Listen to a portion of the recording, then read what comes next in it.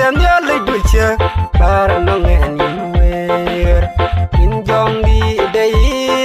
Yo Chen Nin Yaban Tenong Nyale In Jachol Jonga De Jong Daniel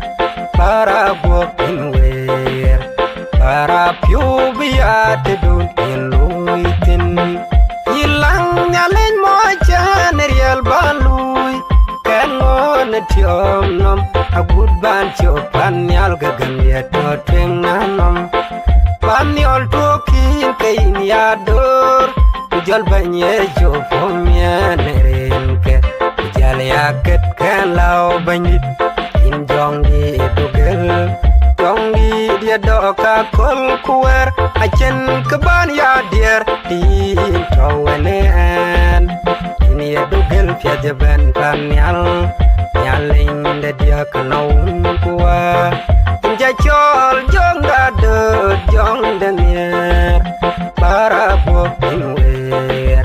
Para piubia te dun iluitin Yilang yaling mocha nerial balui Kengon tiom nom A good ban chopan yal gagam ya to twing nanom Pan yol tuokin kain ya dor Jol banye jo fomia nerenke Jal ya ket kan law banyit in jong la jengan yale Bar ngaren penom Bar biok an penom Penya alo jom jom In jong la dut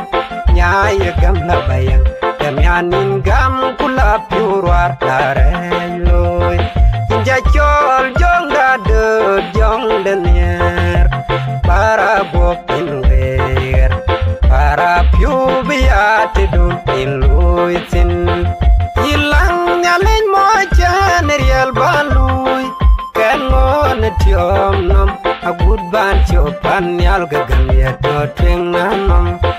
Pan yol tuokin kain ya dor Jol banye jo fomia nerinke Jal ya ket kan law banyit Yin jong ya luin yomej Yin jong ya luinan kadya Achanda badit manchan madwani Yin jong leje Kambe ya lui wayin pagej Yin jachol jong dade jong denier Para bokin wer Para piubia tedun iluitin Hilang nyalin mocha nerial balui Kengon tiom nom A good ban chopan yal gagam ya to twing nanom Pan yol tuokin kain ya dor